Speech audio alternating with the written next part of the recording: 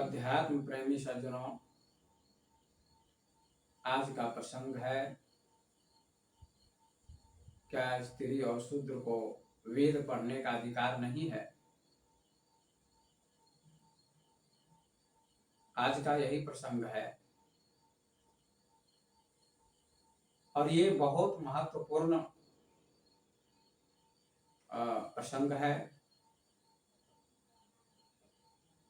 समाज में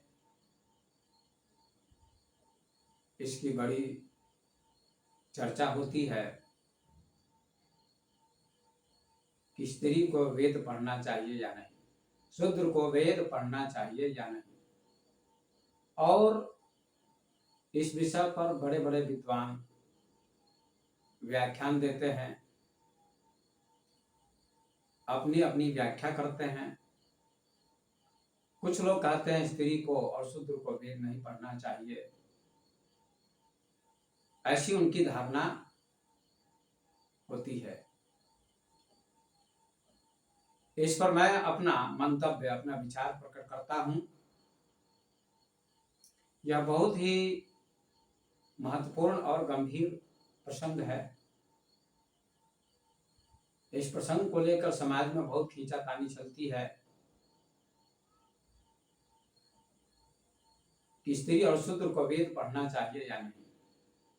तो आइए इस प्रसंग की मैं व्याख्या करता हूं, इस पर चर्चा करता हूं कि स्त्री को और शूद्र को वेद पढ़ने का अधिकार है या नहीं।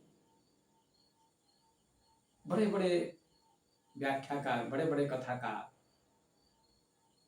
ऐसा कहते हैं कि शूद्र को वेद पढ़ने का अधिकार नहीं है, स्त्री को वेद पढ़ने का अधिकार नहीं है। लेकिन मैं कहना चाहता हूं कि स्त्री को भी वेद पढ़ने का अधिकार है। क्यों? आप अपने ग्रंथ को देखिए, उपनिषद को पढ़िए। एक उपनिषद है, बहुत प्रसिद्ध उपनिषद, जिसका नाम है बृहदारण्यकोपनिषद। उस उपनिषद में याज्ञवल्क्य और गार्गी का संवाद है। ऋषि याज्ञवल्क्य से गार्गी ने बहुत सारे प्रश्न पूछे हैं, संवाद हुआ है, शास्त्रार्थ हुआ है। और ऋषि याज्ञवल्क्य बड़े विद्वान थे। ऋषि याज्ञवल्क्य को गार्गी ने अपनी विद्वता से आश्चर्यचकित कर दिया। बहुत गूढ़ प्रश्न गार्गी ने याज्ञवल्क्य से पूछा। इसकी चर्चा मैं विशेष यहाँ नहीं करूंगा। चर्चा ये करूंगा कि गार्गी यदि विद्वान न होती, वेदों का अध्ययन उसने न किया होता, शास्त्रों का अध्ययन न किया होता, तो याज्ञवल्क्य से शास्त्रार्थ करने की हिम्मत नहीं होती। इससे सिद्ध होता है कि गार्गी ने वेद का अध्ययन किया होगा, वेद को पढ़ा होगा, तभी याज्ञवल्क्य से शास्त्रार्थ किया। अर्थात वेद पढ़ने का अधिकार स्त्री को भी है। सुलभा जैसी नारी भी, उसकी भी चर्चा आती है। मदालसा, जिसका नाम आपने सुना होगा, जिसने अपने 6 बच्चों को आत्मज्ञान दिया, संस्कृत में उसने उपदेश किया। यदि उसने शास्त्रों का अध्ययन न किया होता तो संस्कृत में अपने बच्चों को कैसे उपदेश देती, कैसे समझाती? शुद्धोसि बुद्धोसि निरंजनोसि संसार माया परिवर्तितोसि संसार सपना तज मोह निद्रा मदालसा वाक्य वाच पुत्रम, ऐसा उपदेश दिया है। इससे सिद्ध होता है कि स्त्रियां भी विद्वान थी, विदुषी थी। उन स्त्रियों ने वेदों का अध्ययन किया होगा और वेदों का अध्ययन करने का अधिकार सबको है, वेदों को पढ़ने का अधिकार सबको है, स्त्री को भी, केवल पुरुष को नहीं। आज भी आप देखिए, स्त्रियां डॉक्टर बनती हैं, प्रोफेसर बनती हैं, इंजीनियर बनती हैं, सांसद बनती हैं, विधायक बनती हैं, मुख्यमंत्री बनती हैं, प्रधानमंत्री बन जाती हैं, राष्ट्रपति बन जाती हैं। अभी आपके देश की राष्ट्रपति जो आदिवासी हैं, द्रौपदी मुर्मू, उसको राष्ट्रपति का अधिकार मिला। तो आप देखिए, राष्ट्रपति का अधिकार एक आदिवासी महिला को मिला, उसमें योग्यता है, तभी राष्ट्रपति का अधिकार मिला है। ऐसी अनेक महिलाएं हुई हैं जिनको बड़े बड़े पद प्राप्त हुए। बाइबल पढ़ने का अधिकार, गीता पढ़ने का अधिकार, ग्रंथ पढ़ने का अधिकार, कुरान पढ़ने का अधिकार, शास्त्र पढ़ने का अधिकार, वेद पढ़ने का अधिकार, उपनिषद पढ़ने का अधिकार सभी को है, स्त्री को भी है। तो समझने का प्रयास करें, चिंतन करने का प्रयास करें। लड़कियां विद्यालय में जाती हैं, किसी जाति की हो, वो बायोलॉजी पढ़ सकती हैं, पढ़ती हैं, फिजिक्स पढ़ती हैं, केमिस्ट्री पढ़ती हैं, गणित पढ़ती हैं, संस्कृत पढ़ती हैं, हिंदी पढ़ती हैं और बहुत सारे विषय पढ़ती हैं। सभी विषयों को पढ़ने का अधिकार स्त्रियों को भी, लड़कियों को भी है। लड़कों को भी सभी विषय पढ़ने का अधिकार होता है, तो लड़कियों को भी सभी विषय पढ़ने का अधिकार होता है। ये तो आप प्रत्यक्ष देखते हैं। आज के युग में लड़कियां भी सभी विषय पढ़ती हैं, लड़के भी पढ़ते हैं, दोनों को पढ़ने का अधिकार है। और संविधान में तो समता का अधिकार दिया गया है। आप सब जानते हैं कि प्राकृतिक रूप से सभी में एक ही आत्मा है, और प्रकृति में जो भी चीजें हैं सबको बराबर मिलती हैं। हवा सबको मिलती है, स्त्री को भी मिलती है, पुरुष को भी मिलती है, उतनी ही हवा स्त्री को भी मिलती है, पुरुष को भी मिलती है। सूर्य का प्रकाश स्त्री को भी उतना ही मिलता है, पुरुष को भी उतना ही मिलता है। और जो पानी स्त्री पीती है वही पानी पुरुष पीता है। जो श्वास स्त्री लेती है वही श्वास पुरुष लेता है। श्वास में कोई भी अंतर नहीं है, सबको समान श्वास मिली हुई है। प्रकृति की तरफ से समान श्वास मिली हुई है। जितनी श्वास मिली है स्त्री को, उतनी श्वास पुरुष को भी मिली है। ज्यादा नहीं मिली है, कम नहीं मिली है, दोनों को समान मात्रा में श्वास मिली है। आत्मा वही है दोनों में, स्त्री में भी पुरुष में भी। सूर्य का प्रकाश, चंद्रमा का प्रकाश, हवा, नदी, जो भी चीजें प्रकृति की हैं वे सारी चीजें स्त्री को भी समान रूप से मिली हुई हैं, मिलती हैं, और पुरुष को भी मिलती हैं। तो प्राकृतिक रूप से भी स्त्री पुरुष दोनों समान हैं। दोनों को प्रकृति समान रूप से अपनी चीजें प्रदान करती है। सूर्य का प्रकाश, चंद्रमा का प्रकाश, हवा, पानी, फल, जो फल पुरुष खाते हैं वही फल स्त्रियां भी खाती हैं। इसलिए कोई भी अंतर नहीं है, समान अधिकार प्रकृति की तरफ से दोनों को मिला हुआ है। तो जब प्रकृति भेद नहीं करती है, प्रकृति में समानता है। सूर्य का प्रकाश समान मिलता है, चंद्रमा का प्रकाश समान मिलता है स्त्री पुरुष को, पानी मिलता है वही, हवा मिलती है वही, फूल की सुगंध मिलती है वही, ऑक्सीजन सबको वही मिलती है, प्राण वैसे ही मिलते हैं, मिले हुए हैं, श्वास सबको वही मिली हुई है, आत्मा भी सबके अंदर वही है, स्त्री पुरुष के अंदर भी वही है। फिर किस बात का अंतर है? स्त्री और पुरुष को दोनों को प्रकृति की तरफ से समान अधिकार मिला है। तो स्त्री को भी वेद पढ़ने का अधिकार है। इसलिए जो लोग कहते हैं स्त्री को वेद पढ़ने का अधिकार नहीं है, वे गलत बोलते हैं, सही नहीं बोलते हैं। वेद माने ज्ञान, ज्ञान प्राप्त करने का अधिकार सभी को है। वेद का सीधा अर्थ होता है ज्ञान, और ज्ञान प्राप्त करने का अधिकार सभी को है, विद्वान बनने का अधिकार सभी को है। यहाँ जाति का सवाल नहीं है। इसलिए स्त्री को प्रताड़ित किया गया है, स्त्री को प्रताड़ित किया गया है। लेकिन अब ऐसा नहीं चलता है। लेकिन बहुत कुछ अब भी स्त्रियों के प्रति बड़े बड़े विद्वान ऐसी चर्चा करते हैं, ऐसी व्याख्या करते हैं कि स्त्री को वेद नहीं पढ़ना चाहिए, स्त्री को गायत्री मंत्र नहीं पढ़ना चाहिए, स्त्री को ओम का जाप नहीं करना चाहिए। क्यों नहीं करना चाहिए? हाँ, गर्भावस्था हो उस समय स्त्री को ओम का जाप नहीं करना चाहिए, लेकिन सब शरीर स्वस्थ हो तो स्त्री ओम का जाप सभी को करना चाहिए, चाहे स्त्री हो चाहे पुरुष हो। गायत्री मंत्र भी सभी जप सकते हैं, स्त्रियां भी जप सकती हैं, पुरुष भी जप सकते हैं, इसमें कोई पाप नहीं है। लेकिन कुछ ऐसे महात्मा है, ऐसे विद्वान है जो कहते स्त्री को गायत्री मंत्र का जाप नहीं करना चाहिए। क्यों नहीं करना चाहिए?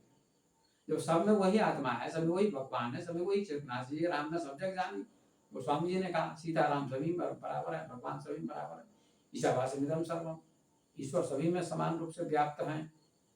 तो फिर ईश्वर सभी में समान रूप से व्याप्त है, तो सभी को वेद पढ़ने का भी अधिकार है। इसलिए मैं आपसे आग्रह करता हूँ, निवेदन करता हूँ कि आप चिंतन करें। बड़े बड़े विद्वानों से कहना चाहता हूँ, लोगों से कहना चाहता हूँ कि यहाँ जाति का कोई सवाल नहीं है, कोई भी वेद पढ़ सकता है, स्त्री भी पढ़ सकती है, शास्त्र पढ़ सकती स्त्री भी। तो आइए, लेकिन स्त्रियों को गुलाम बनाने का प्रयास किया गया है। बहुत से लोग बहुत सारे तर्क देते हैं कि ऐसा नहीं है, स्त्रियों को गुलाम बनाने का प्रयास नहीं किया गया, लेकिन आज भी ऐसी घटनाएं घटती हैं। आज भी पुरुष स्त्रियों को गुलाम बनाने का प्रयास करता है।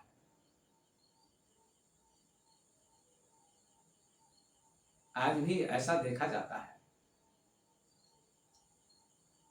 कि पुरुष क्या क्या के बिना स्त्रियां बाहर नहीं जा सकती हैं।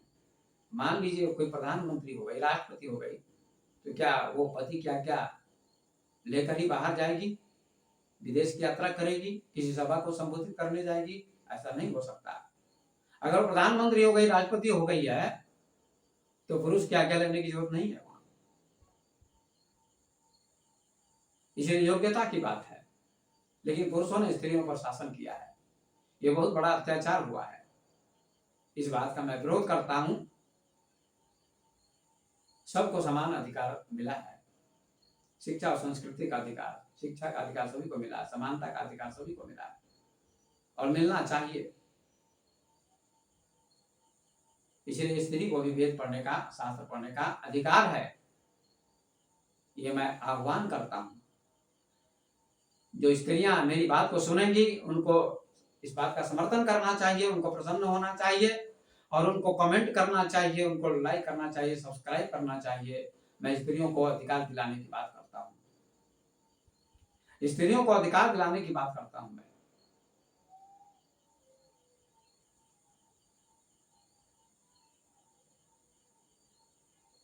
स्त्रियां भी वैज्ञानिक बनती हैं,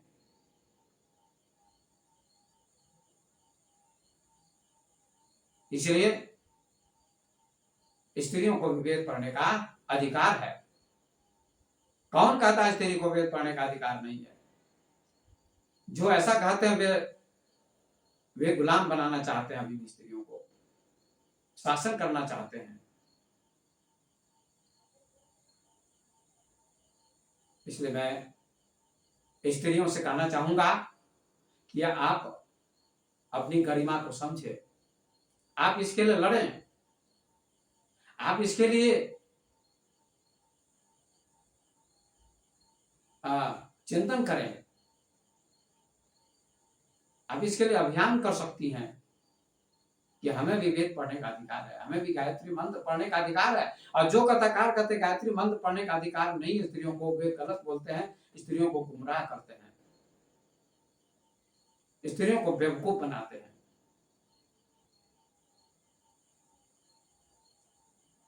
इसलिए स्त्रियों को भी वेद पढ़ने का अधिकार है। वेद माने ज्ञान, ज्ञान प्राप्त करने का अधिकार है, ज्ञानी बनने का अधिकार है।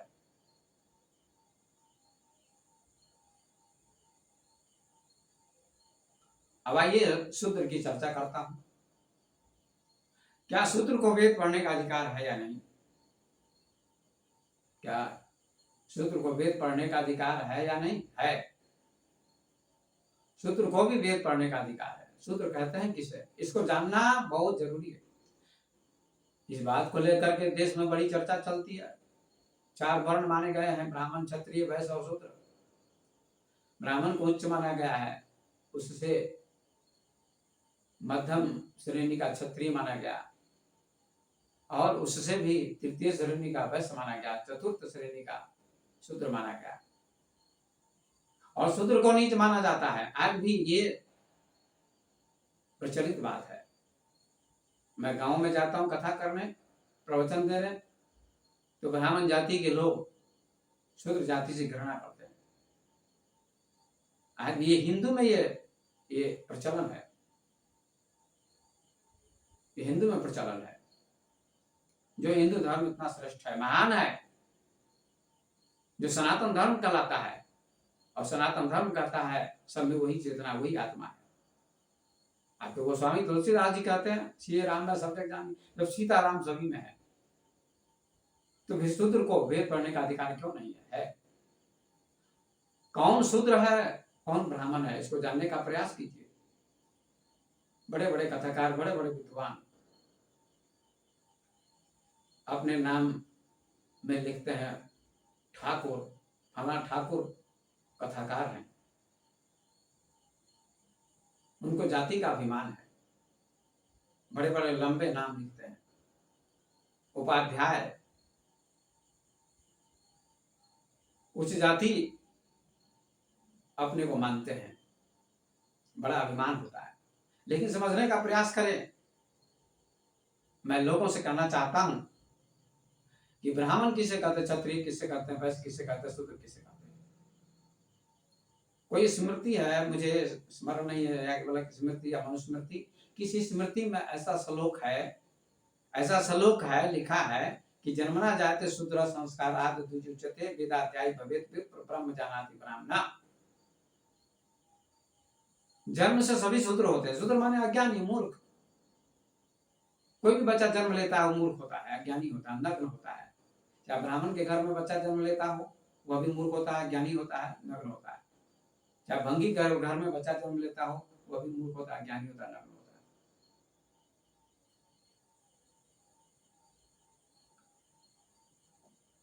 तो जन्मना जाए तो शूद्र, जन्म से सभी शूद्र होते हैं, अज्ञानी होते हैं। संस्कारात् द्विज उच्यते, संस्कार से द्विज कहलाता है, दूसरा जन्म होता है। कोई भी बच्चा विद्यालय में जाता है, उसको शिक्षा मिलती है, संस्कार मिलता है, तो द्विज हो जाता है, दूसरा जन्म होता है, द्विज उसको कहते हैं। वेदाध्याय भवेत् विप्र, वेदों का अध्ययन करने से विप्र कहलाता है। ब्रह्म जानाति ब्राह्मण, और ब्रह्म को जो जानता है वो ब्राह्मण कहलाता है। तो आप समझ गए कि ब्राह्मण किसे कहते हैं? ब्रह्म को जो जानता है उसका नाम ब्राह्मण है, चाहे किसी जाति का क्यों ना हो। जाति का सवाल नहीं है। हमारे शरीर में, आपके शरीर में ही चारों वर्ण है, ब्राह्मण भी है, क्षत्रिय भी है, वैश्य भी है, शूद्र भी है। और भगवान ने गीता में लिखा, कहा है, अर्जुन से उपदेश किया, अर्जुन को कहा, गीता में ये उल्लेख है कि चातुर्वर्ण्यम आश्रिष्टम गुण कर्म विभाग। 4 वर्णों की सृष्टि मैंने गुण और कर्म के आधार पर की है, जाति के आधार पर नहीं। ब्राह्मण कौन है? ब्राह्मण का अर्थ होता है जो ब्रह्म को जाने। ये जो आपका मस्तिष्क है, शरीर में चारों वर्ण है, सुनिए, समझिए।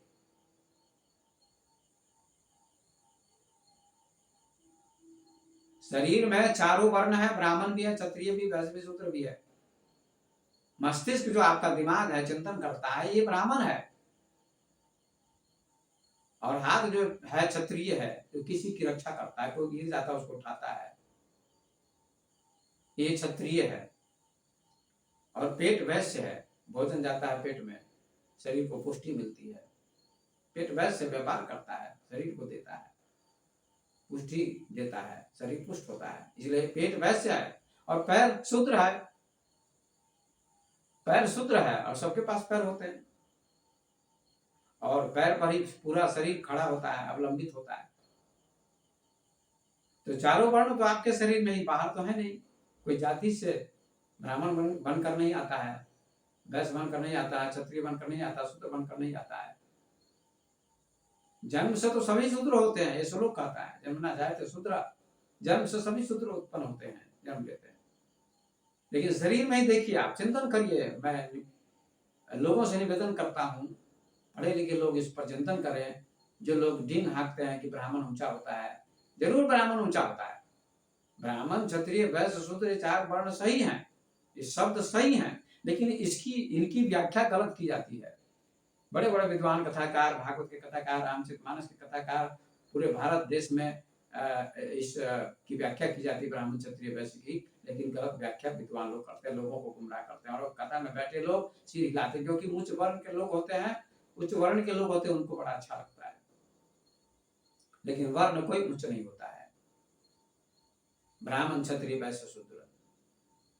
तो मस्तिष्क क्या है, दिमाग क्या है, ये ब्राह्मण है। हाथ क्या, क्षत्रिय है। पेट क्या, वैश्य है। पैर क्या है, शूद्र है। कितना सुंदर है। चारों वर्ण आपके शरीर में है, और चारों शब्द जो है अच्छे हैं। ब्राह्मण शब्द खराब नहीं है। ब्राह्मण का अर्थ होता है जो ब्रह्म को जानता है, चाहे किसी जाति का क्यों ना हो, वो ब्राह्मण है। चाहे रविदास जी चमार जाति में जन्म लिए थे, लेकिन उनके पास ब्रह्म का ज्ञान था, जाति का सवाल नहीं है। जहां तरफ पूछो साधु की, पूछ लीजिए ज्ञान, मोल करो तलवार का, पड़ा रहने तो ज्ञान। साधु की जाति नहीं पूछनी चाहिए, विद्वान की जाति नहीं पूछनी चाहिए। तलवार काम में आती है युद्ध में, ज्ञान काम में नहीं आती है। जहां तरफ पूछो साधु की पूछ लीजिए ज्ञान, मोल करो तलवार का, पड़ा रहने तो ज्ञान। तो ब्राह्मण का अर्थ होता है, ब्राह्मण शब्द अच्छा है, ब्राह्मण का अर्थ होता है ब्रह्म को जानने वाला, चिंतन करने वाला, मनन करने वाला, खोज करने वाला। तो रविदास को हम ब्राह्मण कह सकते हैं, कबीर को ब्राह्मण कह सकते हैं। कबीर भी ब्रह्मज्ञानी थे, रविदास भी ब्रह्मज्ञानी थे। और आप आइए, हमारे भगवान वेद व्यास, जो लोग डींग हाँकते हैं कि हम ब्राह्मण हैं, ऊंचे हैं, तो कबीर कहते हैं ऊंचे कुल का जन्मिया, करनी ऊंच न होए, सुवर्ण कलश बराबरा, साधु निर्दास होए।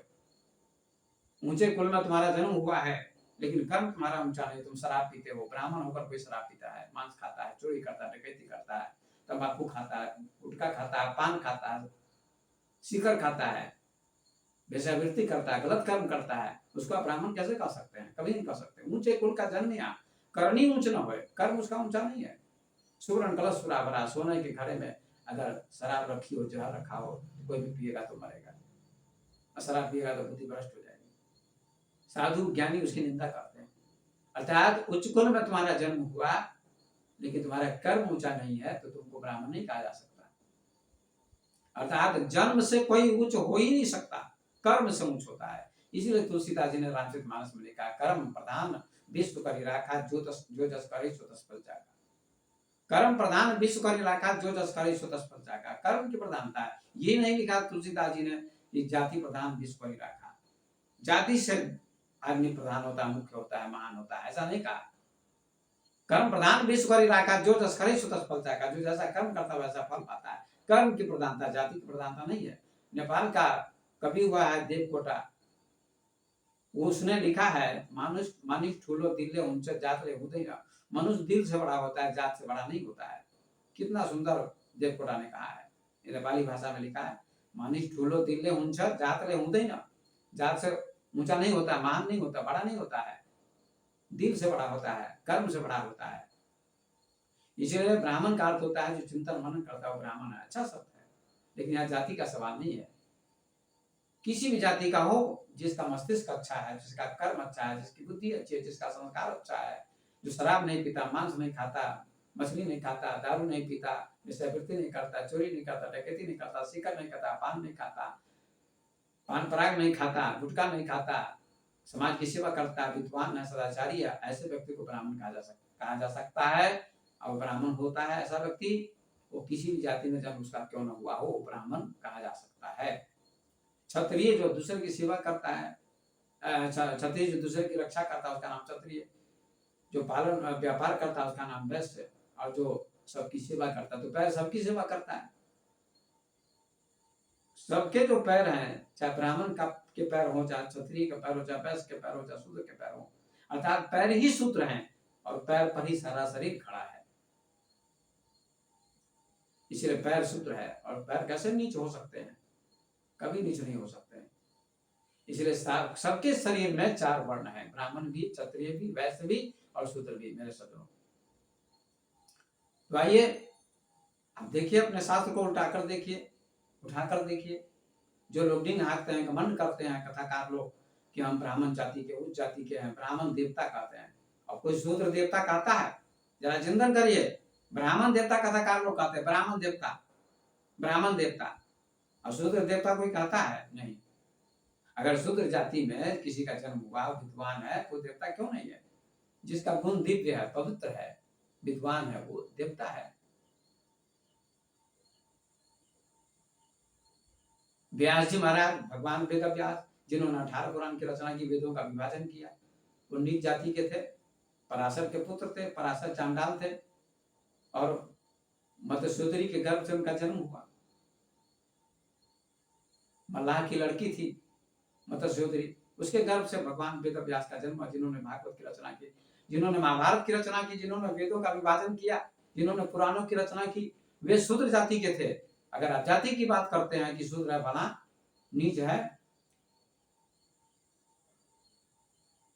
सवर्ण नहीं है, तो भगवान वेद व्यास को क्या कहेंगे? वो तो शूद्र जाति के ही थे, लेकिन उन्होंने भागवत की रचना की, विद्वान थे, ज्ञानी थे, क्या उनको आप शूद्र कहेंगे? नहीं, वो शूद्र नहीं थे, वे शूद्र नहीं थे, वे ब्राह्मण थे, वे ब्रह्म को जानते थे, उन्होंने ब्रह्म को जाना था, इसलिए वे शूद्र नहीं थे। इसलिए मैं निवेदन करता हूं कि आप शूद्र शब्द का प्रयोग नीच के लिए मत कीजिए। किसी भी जाति का व्यक्ति हो, नीच कर्म करता है, समाज जिसे दुखी होता है, ऐसा व्यक्ति वो शूद्र है, चाहे किसी जाति का क्यों ना हो, ब्राह्मण जाति में जन्म क्यों ना हुआ हो, अगर वो कर्म पूरा करता है तो वह शूद्र है। सूत जी, जिन्होंने नैमिषारण्य में 88,000 ऋषियों को कथा सुनाई, वे भी नीच जाति के थे, क्या उनको आप शूद्र कहेंगे? जिनको वेद वेदांत का ज्ञान था, बड़े विद्वान थे, उनको शूद्र नहीं कहा जा सकता है। वे ब्राह्मण थे, ब्रह्म को जानते थे, ज्ञानी थे, ब्रह्म ज्ञानी थे। सूत जी, व्यास जी और महर्षि वाल्मीकि, जिन्होंने वाल्मीकि रामायण की रचना की, और जिनके आश्रम में मां जानकी रही 10 वर्षों तक, 11 वर्षों तक, वहीं लव कुश को जन्म दिया। आप सभी जानते हैं, वाल्मीकि को आप कैसे शूद्र कह सकते हैं? लेकिन शूद्र जाति में उनका जन्म हुआ था, व्यवहार की दृष्टि से। मैं नहीं कह रहा हूं शूद्र, जिसको आप शूद्र कहते हैं, आपकी दृष्टि में, समाज की दृष्टि में, विद्वान की दृष्टि में, ब्राह्मण की दृष्टि में कोई शूद्र है, नीच है, उसे छूत मानते हैं, ये बहुत बड़ा कोड है समाज का। ये ब्राह्मण का दंभ है, अहंकार है। ब्राह्मणों ने समाज को शोषित किया, इसीलिए भारत गुलाम हुआ, इसलिए शक आया, खून आया, मुसलमान आया, अंग्रेज आए। ये क्या जातिवाद का बंटवारा चलते भारत का विभाजन हुआ, भारत पर आक्रमण हुआ जाति को लेकर।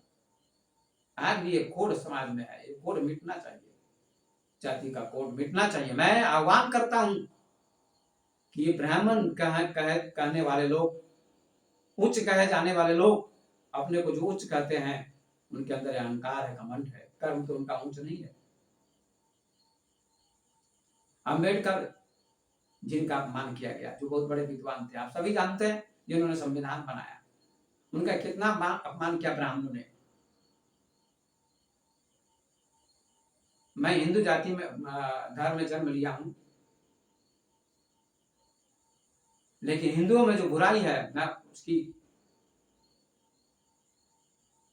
प्रशंसा नहीं करूंगा, मैं उसकी धज्जियां उड़ाता हूं। अंबेडकर जैसे व्यक्ति का अपमान किया गया, ये बहुत बुरा हो, नहीं होना चाहिए। आप अपने इतिहास को उठाकर देखिए, शास्त्र को उठाकर देखिए। सूत जी, भगवान वेद व्यास और महर्षि वाल्मीकि, जो बहुत बड़े विद्वान थे, शूद्र जाति में उनका जन्म हुआ था, लेकिन बहुत बड़े विद्वान थे, विद्वता प्राप्त की थी, कर्म अच्छा था, भक्ति थी, ज्ञान था, योग था, संस्कार अच्छा था उन महापुरुषों का, इसलिए उनका हम सम्मान करते हैं। कोई विद्वान कहता है ऐसा कथा करने वाला कि महर्षि वेद व्यास शूद्र जाति में जन्म लिए थे, लेकिन वो ब्राह्मण हो गए। ब्रह्म को जाना था इसलिए ब्राह्मण थे, उनको शूद्र नहीं कहा जा सकता है। शूद्र कहना बहुत बड़ा अपराध है। अब हनुमान जी को क्या मानते हैं? हनुमान जी ब्राह्मण थे? नहीं, हनुमान जी हरिजन थे। हरिजन को नीच मानते हैं लोग।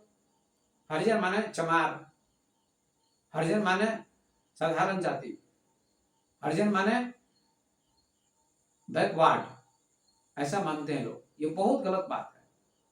हरिजन हनुमान जी थे, हरिजन माने भगवान के भक्त। हरिजन बहुत ऊंचा शब्द है, लेकिन गांधी जी ने भी हरिजन शब्द का प्रयोग किया। हरिजन माने साधारण जाति के लिए, गलत बात है।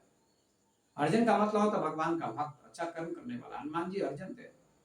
सुंदरकांड पढ़िए, आप लोग पढ़ते हैं, हनुमान आराधना होती है, लेकिन हनुमान आराधना करने वाले खुद नहीं जानते हैं, वे एक बिजनेस और व्यापार करते हैं, हनुमान जी को कलंकित करते हैं।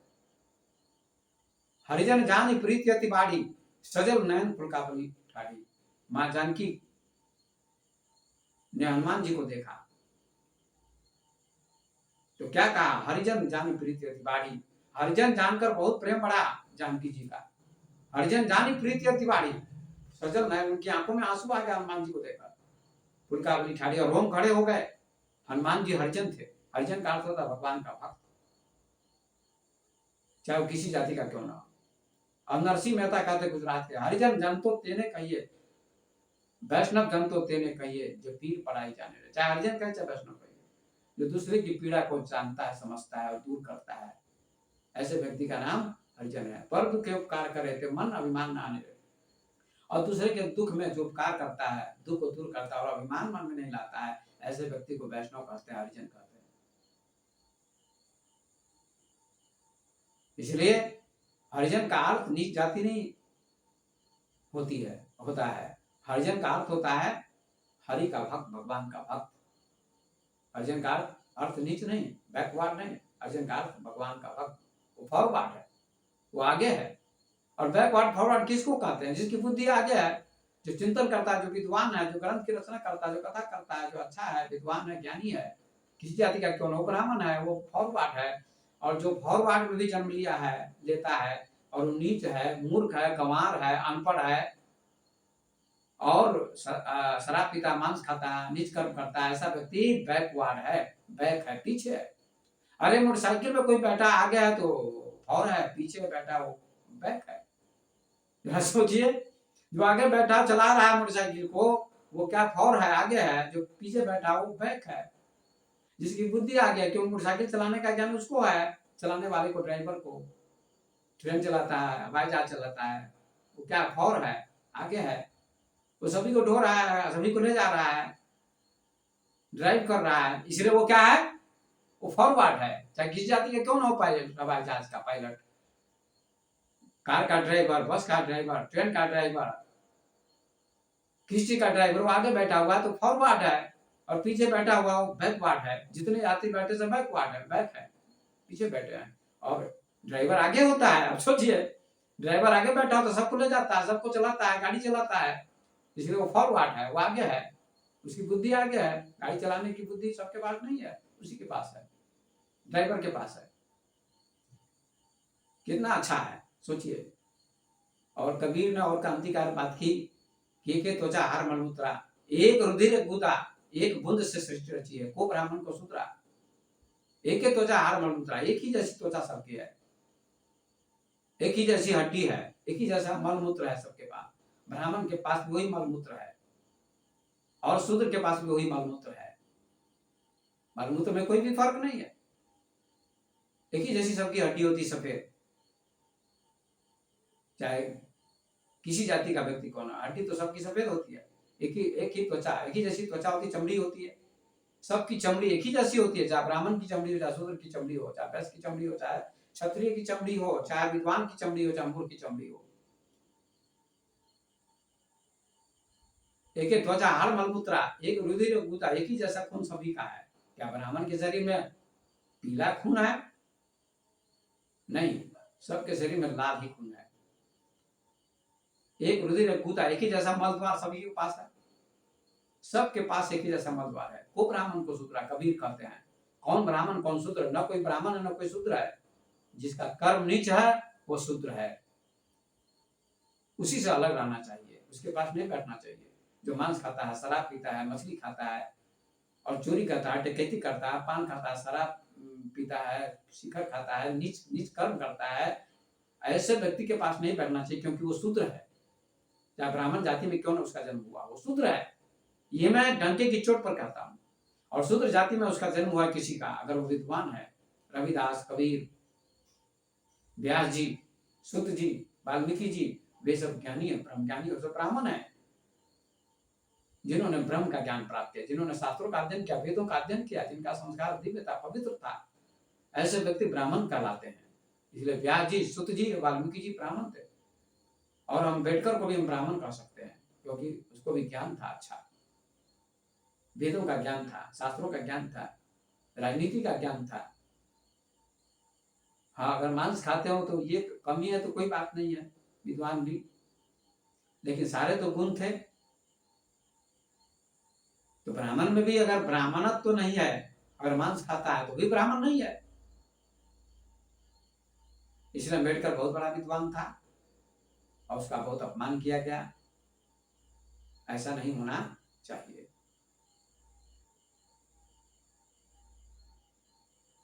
तो गोस्वामी जी कहते हैं कर्म प्रधान विश्व रखा, जो जस करे सो तस फल चाखा। कर्म की प्रधानता है, जो जैसा कर्म करता है वैसा फल पाता है। ये तरफ तो गोस्वामी जी कहते हैं कि सबरी के यहाँ राम जी गए, भगवान गए और सबरी का जूठा बेर खाया, जाति का खंडन किया। यार राम जी क्या खंडन करेंगे, तुलसीदास जी खंडन करते हैं। जाति पाति कुल धर्म बढ़ाई, धनबल परिजन कुल चतुराई। मैं जाति को नहीं मानता, पाति को नहीं मानता, धर्म को नहीं मानता, कुल को नहीं मानता। यहाँ धर्म का भी खंडन कर दिया गया। धर्म का भी महत्व भगवान के दरबार में नहीं, राम जी करते हैं। अगर आप राम सबरी का संवाद पढ़िए नवता भक्ति, तो क्या कहते हैं राम जी कि जाति पाति, मैंने जाति को मानता हूँ, पाति को मानता हूँ। जाति माने ब्राह्मण में ब्राह्मण, क्षत्रिय में क्षत्रिय, तेली में तेली, सूरी में सूरी, चमार में चमार, ब्राह्मण में ब्राह्मण, क्षत्रिय में क्षत्रिय, ये सब क्या है? पाति, जात पात। जात पात पूछो नहीं कोई, हरि के भजय सो हरि के होई। ब्राह्मण में कई ब्राह्मण होते हैं, मैथिली, गौड़, फला, ये और भी कई जातियों में कई जातियां होती हैं। इसलिए ये सब पाखंड है।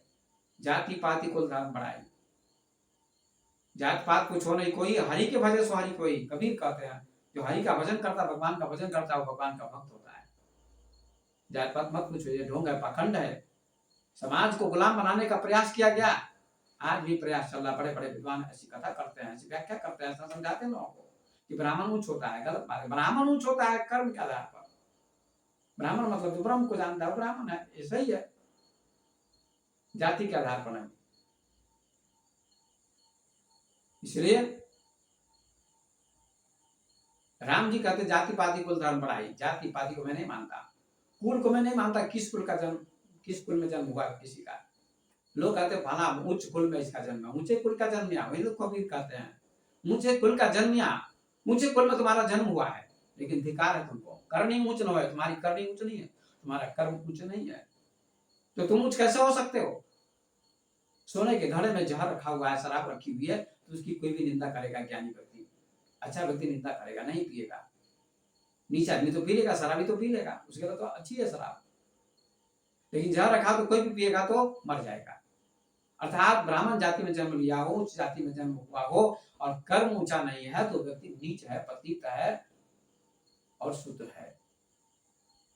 इसलिए राम जी कहते जाति पाति कुल धर्म बढ़ाई। मैं जाति को नहीं मानता, पाति को नहीं मानता, कुल को भी नहीं मानता, मैं धर्म को भी नहीं मानता। अगर हिंदू धर्म में जन्म हुआ है तो अगर आप हिंदुत्व आप में नहीं है, कितने लाखों करोड़ों लोग हिंदू मांस खाते हैं, क्या अच्छी बात है? किसी शास्त्र में नहीं लिखा है कि मांस खाना चाहिए, लेकिन आप मांस खाते हैं। 3-3 घंटे जाकर मंदिर में पूजा करती महिलाएं, डलिया में फूल लेकर जाती हैं और मंदिर में जाकर खूब पूजा करती 3-3 घंटे, और फिर आती है तो मांस खा लेती है, मछली खा लेती है महिलाएं, पुरुष भी खा लेते हैं। तो क्या उनको भगवान मिल जाएगा, भगवान प्रसन्न हो जाएंगे? कभी नहीं भगवान प्रसन्न। ये मंदिर, शरीर मंदिर है, पूजा पाठ क्या है? दूध है, मांस मछली क्या है? गोबर है। अब गोबर को दूध में डाल दीजिए तो दूध बर्बाद हो जाएगा, ना घी होगा, ना मक्खन होगा, ना दही होगा, ना पनीर होगा, कुछ नहीं होगा। तो भक्ति क्या है, पूजा पाठ क्या है, पवित्र चीज है, लेकिन आप मांस खा लेते हैं, मछली खा लेते हैं, तो सारी पूजा व्यर्थ हो जाएगी। कोई भगवान आपके ऊपर प्रसन्न नहीं होगा। चाहे मंदिर में जाइए, जीवन भर कुछ नहीं होने वाला है। ये मैं डंके की चोट पर कहता हूं। इसलिए राम जी कहते हैं, मैं कुल को नहीं मानता, धर्म को नहीं मानता, जाति पाति कौन धर्म बढ़ाई, इनकी कोई बढ़ाई नहीं, प्रशंसा नहीं भगवान के दरबार में, मेरे दरबार में।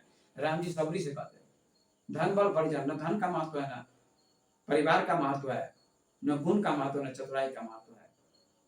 भक्तिहीन नर सोई कैसे बिंजल भारी देखे तैसे।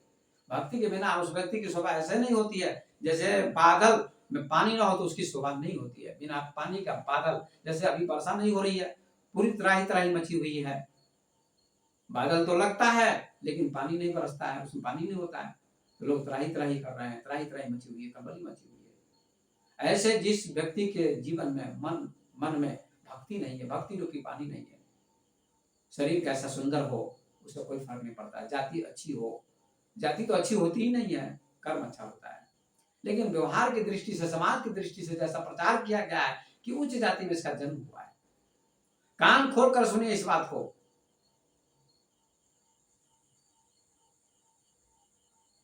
भक्तिहीन नर सोई कैसे बिन जल बारी देखे तैसे। बिना पानी का बादल शोभा नहीं पाता, इसी प्रकार से बिना भक्ति के, चाहे किसी जाति में जन्म क्यों न हुआ हो किसी का, अगर भक्ति नहीं है, कर्म अच्छा नहीं है, संस्कार अच्छा नहीं है, ज्ञान नहीं है, तो बेकार है, वो शूद्र है, नीच है।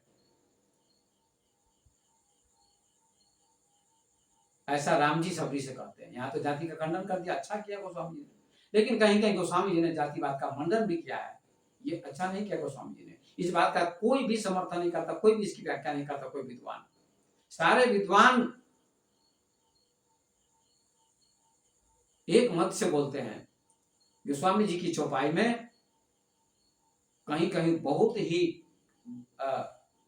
समाज के लिए अवांछनीय बातें गोस्वामी जी ने लिखी है, और बहुत अच्छी बातें भी लिखी है। भाई भाई का प्रेम कितना अच्छा था, भारत राम का, शत्रुघ्न का, लक्ष्मण का, चारों भाई का प्रेम, सास बहू का प्रेम, पिता पुत्र का प्रेम, ये सब बहुत अच्छा वर्णन किया गोस्वामी जी ने। मैं प्रशंसा करता हूँ गोस्वामी जी, लेकिन कहीं कहीं गोस्वामी जी ने बहुत गलत बातें भी लिखी है, जो मुझे बर्दाश्त नहीं है।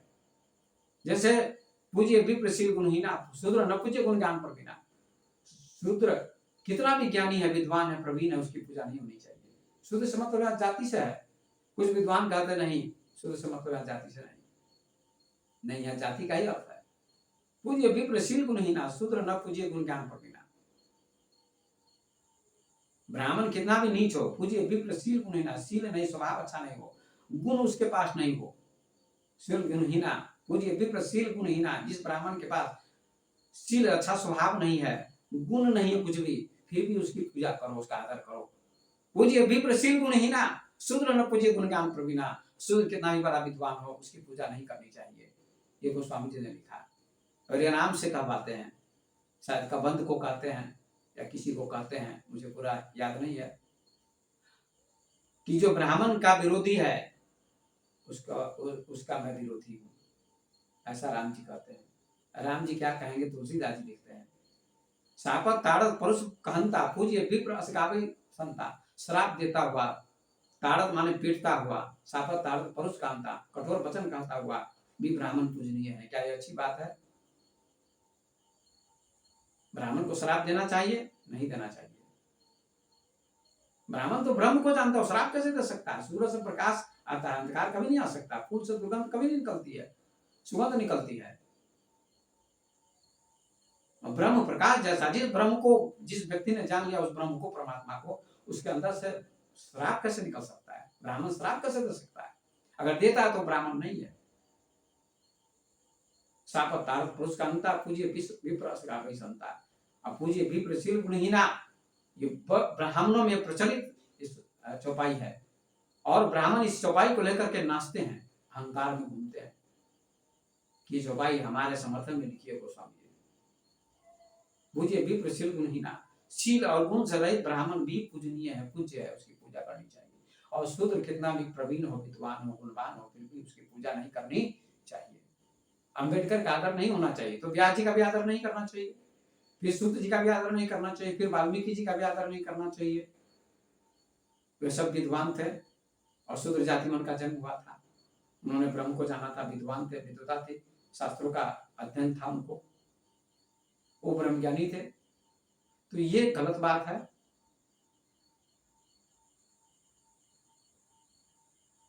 तो गोस्वामी जी लिखते गए अपना, मैं गोस्वामी जी के ऊपर छीटाकशी नहीं कर रहा हूं, लेकिन विद्वानों से भी गलती होती है, गोस्वामी जी से भी गलती हुई है, लेकिन ब्राह्मण लोग इस पर बहुत ऐतराज करेंगे। लेकिन जो चिंतक होंगे, बुद्धिमान होंगे, चाहे किसी जाति का व्यक्ति क्यों ना हो, ब्राह्मण भी होगा, जाति में जन्म लिया, अगर ये सच बात है मेरी, इस पर उनको चिंतन करना होगा कि नहीं, ब्राह्मण जाति में जन्म लिया और नीच कर्म करता है, शराब पीता, मांस खाता, चोरी करता, वेश्यावृत्ति करता, देश को सताता, समाज को सताता, गलत कर्म करता है, तो ऐसे व्यक्ति की पूजा नहीं होनी चाहिए। रविदास नीच जाति के थे, जूते काटते थे, लेकिन वो अच्छा कर्म करते थे, उनकी पूजा हो रही, उनका सम्मान हो रहा है। और गोस्वामी जी ने यह भी लिख दिया कि जो प्रणाथम तेरी तुम्हारा सबज किरात खोल कर पारा। कोई विद्वान इसकी चर्चा नहीं करता, कोई कथाकार इसकी चर्चा नहीं करता। और उत्तर कांड ज्ञान का कांड, कहते ज्ञान कांड है उत्तर कांड, और ज्ञान कांड में क्या ये बात लिखी जानी चाहिए, गोस्वामी जी को ये बात लिखनी चाहिए, जो प्रणागम तेली कुम्हारा सबज किरात कोल कलवारा, नारी मोई बुरी संपत्ति नासी, मूर मुड़ा भय सन्यासी, सभी वर्णों में तेरी नीच होता है। ये गोस्वामी जी ने लिख दिया उत्तरकांड में। या गोस्वामी जी को ये लिखना चाहिए, ये शब्द लिखना चाहिए था, ये चौपाई लिखनी चाहिए थी, नहीं। जे वर्णागम तेली कुम्हारा, वर्णों में अधम तेली है, फिर उसके बाद कुम्हार है, उसके बाद भंगी है, फिर उसके बाद कोल भी है, किरात है। जे वर्णागम तेली कुम्हारा सोपत किरात कोल कलवारा। अगर सुनते होंगे लोग, मेरी बात को सुन रहे हैं, सुनिए और चिंतन कीजिए, तेली कैसे नीच हो गया। तेली का तेल पेरा हुआ ब्राह्मण भी खाता था पहले, जब कोल्हू चलता था, तो अब नहीं चलता है, इसलिए कोई नीच नहीं है, न तेली नीच है। लेकिन गोस्वामी जी ने फिर तेली शब्द का प्रयोग क्यों कर दिया कि जे प्रणागम तेली कुमारा, सब वर्णों में तेली अधम है, नीच है, और कुमार स्वपथ भंगी, किरात, कोल, कलवार, ये सब नीच है, लेकिन सबसे नीच कहा तेली को। इस पर आवाज उठनी चाहिए। और आज भी समाज में जहां भूमिहार जाति के लोग हैं, ब्राह्मण जाति के लोग हैं, जिस गांव में तेली को नीच दृष्टि से देखते हैं, चाहे तेली कितना भी विद्वान हो, साधु क्यों ना हो, मैं जाता हूं गांव में प्रवचन करने, तो देखता हूं लोग तेली जाति का साधु हो तो ब्राह्मण भूमिहार उनसे कंठी माला नहीं लेते, उनसे घृणा करते हैं, उनको घर में नहीं ले जाते कि हमारे घर में छूत लग जाएगी, हमारा घर अपवित्र हो जाएगा।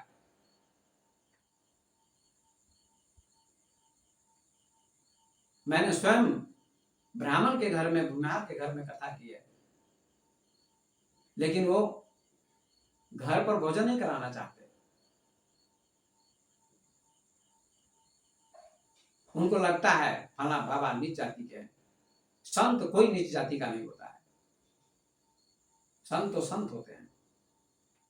जाकर पूछे साधु की, पूछ लीजिए ज्ञान। ये गोस्वामी जी ने लिख दिया, जे प्रणादम तेरी कुमारा सबज किरात कोल कलवारा, नारी मुई गुरी संपत्ति नासी, मूर मुराय भय सन्यासी।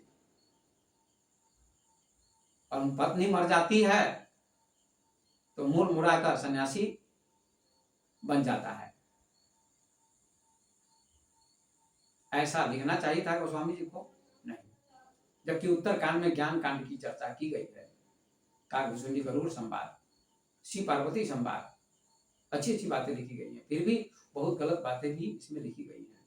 लेकिन लोग कहते हैं परिस्थिति, बस गोस्वामी जी ने ऐसा लिखा।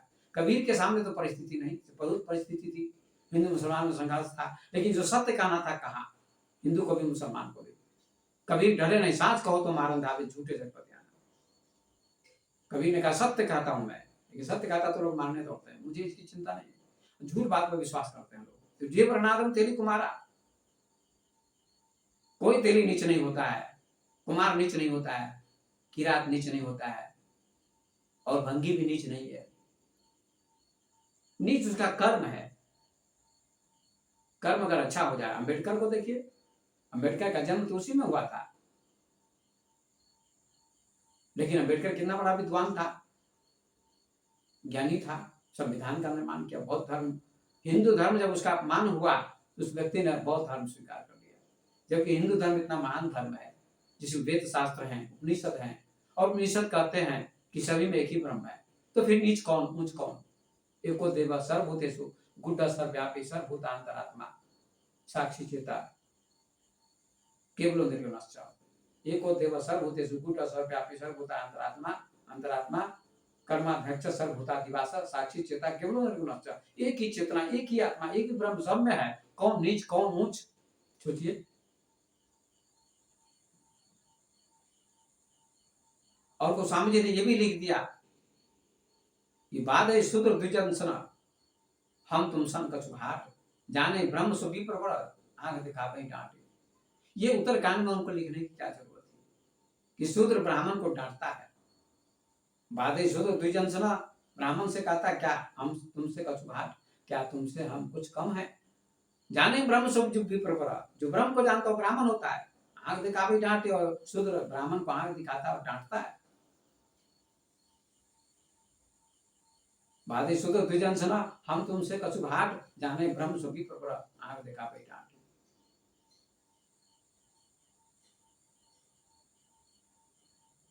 तो जो ढोल में पोल है, गोस्वामी जी ने कहीं खंडन भी कर दिया है, बहुत अच्छा लिखा, मैं उनका सम्मान भी करता हूँ। रामचरितमानस मैंने कई बार पढ़ा है, लेकिन बहुत बातें ऐसी हैं जो समाज के लिए उपयोगी नहीं है। जातिवाद की बात, जैसे यही चौपाई लीजिए, कान खोलकर सुन लीजिए लोगों, जे वर्णादम तेरी कुमारा सपज की रात खोल कलवारा, इसकी व्याख्या कोई विद्वान नहीं करता है, कोई कथाकार नहीं, न रामचरितमानस की कथा करने वाला, न भागवत की कथा करने वाला। जे वर्णादम तेरी कुमारा, वर्णों में नीच तेरी है, सभी वर्णों में, चारों वर्णों में। ये गोस्वामी जी को चौपाई लिखनी चाहिए थी? नहीं। क्या परिस्थिति? कुछ परिस्थिति नहीं। कबीर के पास भी तो परिस्थिति थी, लेकिन कबीर ने सत्य सत्य कहा, बुद्ध ने सत्य सत्य कहा, और बुद्ध का भी विरोध किया ब्राह्मणों ने। आप सभी जानते बुद्ध का बहुत विरोध हुआ, लेकिन बुद्ध ने सत्य सत्य कहा कि ब्राह्मण वही जो ब्रह्म को जानता है, बाकी कोई ब्राह्मण नहीं।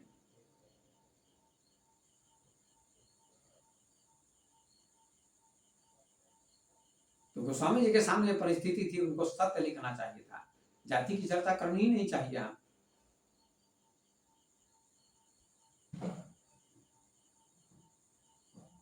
उत्तर कांड में, ज्ञान कांड में जाति की चर्चा तो बिल्कुल अच्छी बात नहीं है, बहुत गलत बात है। इसलिए चिंतन मनन करें आप लोग।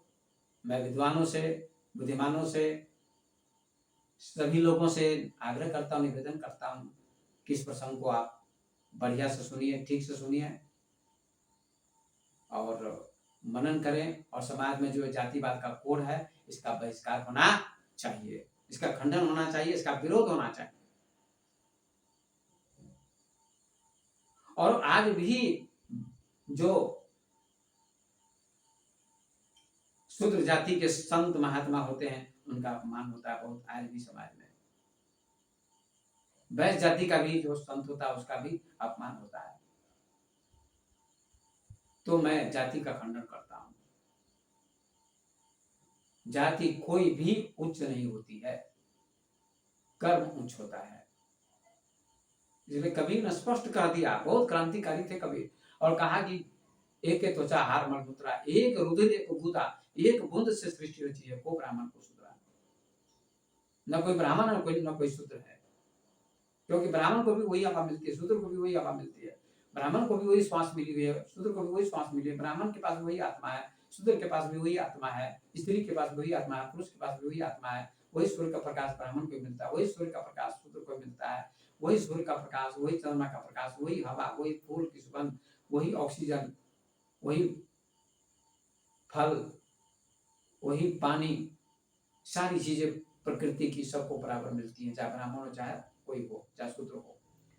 सवाल ब्राह्मण और शूद्र का नहीं है, जो नीच कर्म करता है वह शूद्र है, और जो उच्च कर्म करता, अच्छा कर्म करता, विद्वान है, ज्ञानी है, संस्कारी है, शाकाहारी है, वही ब्राह्मण है। तो परिस्थिति का सामना करना चाहिए। कबीर ने परिस्थिति का सामना किया और कहा कोई ब्राह्मण, क्षत्रिय, शूद्र नहीं है, सबकी एक ही जैसी त्वचा है, चमड़ी है, एक ही जैसी हड्डी है, एक ही जैसा खून है, एक ही जैसा मलमूत्र है, इसलिए न कोई ब्राह्मण न कोई शूद्र, सभी मानव है।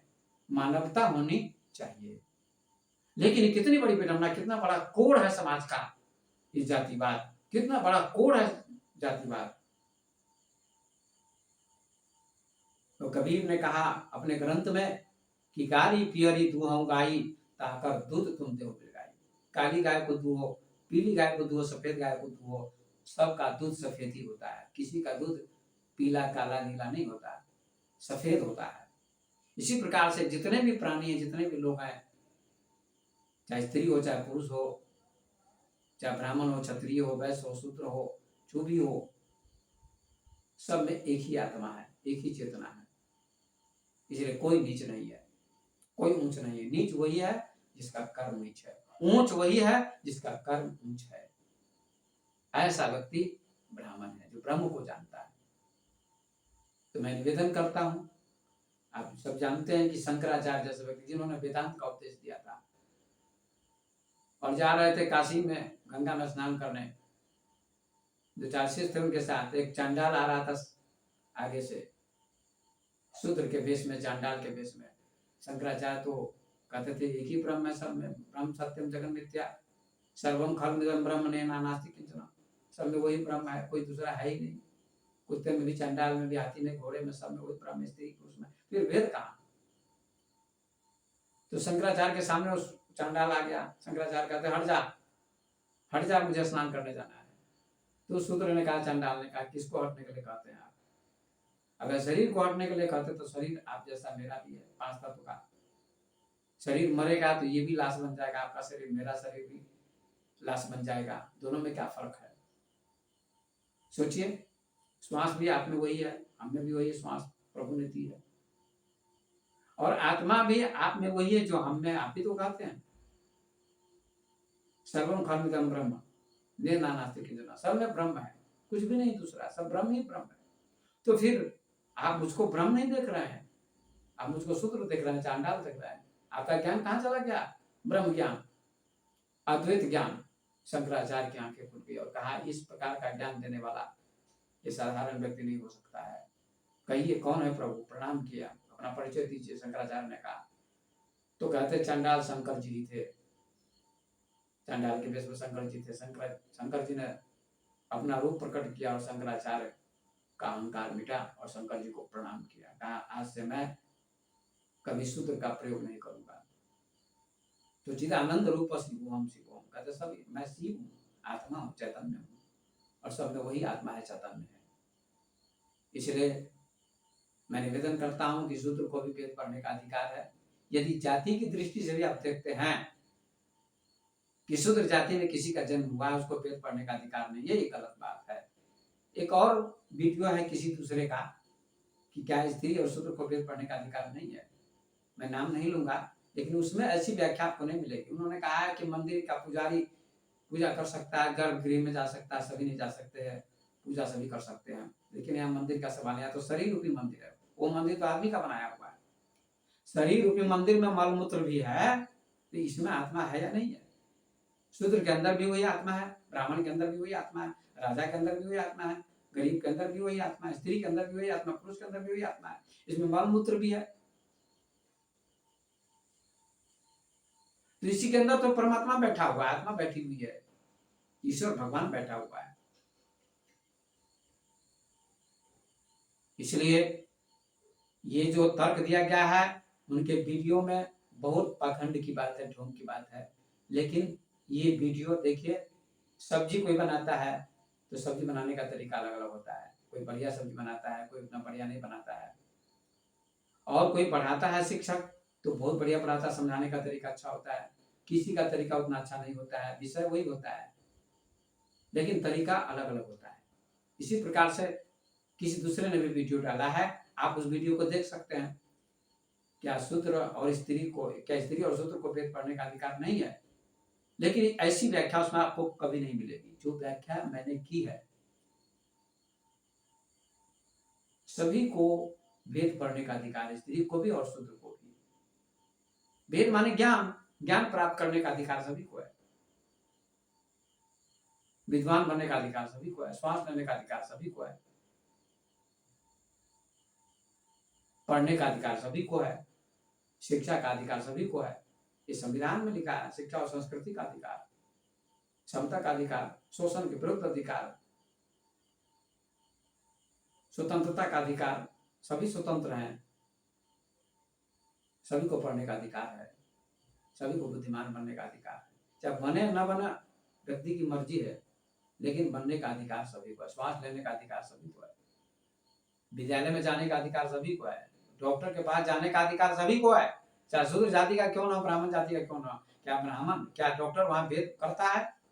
कोई डॉक्टर भेद नहीं करता है। सभी डॉक्टर समान रूप से इलाज करते हैं, चाहे किसी जाति का व्यक्ति क्यों ना हो। वहां जाति नहीं देखते हैं डॉक्टर, इलाज सबका समान करते हैं, चाहे हिंदू हो चाहे मुसलमान हो। सवाल हिंदू मुसलमान का नहीं है, वहां सभी का इलाज समान रूप से करते हैं। इसलिए मैं निवेदन करता हूं कि सनातन धर्म में जो ये कमी है हिंदू धर्म में, यद्यपि हिंदू धर्म बहुत महान धर्म है, मैं सम्मान करता हूं, मेरा जन्म हिंदू धर्म में ही हुआ है, लेकिन हिंदू धर्म की जो महानता है उसका मैंने वर्णन किया। एक वीडियो भी मेरा है, आप देख सकते हैं, सुन सकते हैं।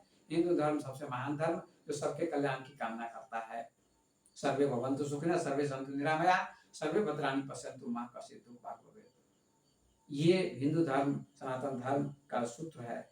लेकिन कुछ बुराइयां भी हैं हिंदू धर्म में जिनका मैं खंडन करता हूं, जिनका मैं विरोध करता हूं, और आप सब इसको समझने का प्रयास करें। स्त्री और शूद्र को भी वेद पढ़ने का अधिकार है, सभी को वेद पढ़ने का अधिकार है, अर्थात ज्ञान प्राप्त करने का अधिकार। वेद का अर्थ ज्ञान, ज्ञान प्राप्त करने का अधिकार सभी को है। विद्वान बनने का अधिकार सभी को है, संस्कारी बनने का अधिकार सभी को है, अच्छा बनने का अधिकार सभी को है। अच्छा बने न बने व्यक्ति की मर्जी। संगति बुरी है तो बुरा बन जाता है, संगति अच्छी होती है तो अच्छा बन जाता है। वाल्मीकि जी की संगति बुरी थी तो चोर थे, डाकू थे, और संगति अच्छी मिल गई नारद जी की तो वे ज्ञानी बन गए, महर्षि वाल्मीकि बन गए, और उन्होंने राम की कथा लिखी, वाल्मीकि रामायण की रचना की और विद्वान बन गए। तो इन्हीं शब्दों के साथ मैं अपनी वाणी को विराम देता हूँ। सज्जनों, चिंतन करें, मनन करें। वीडियो पसंद आया हो तो लाइक करें, सब्सक्राइब करें, कमेंट करें,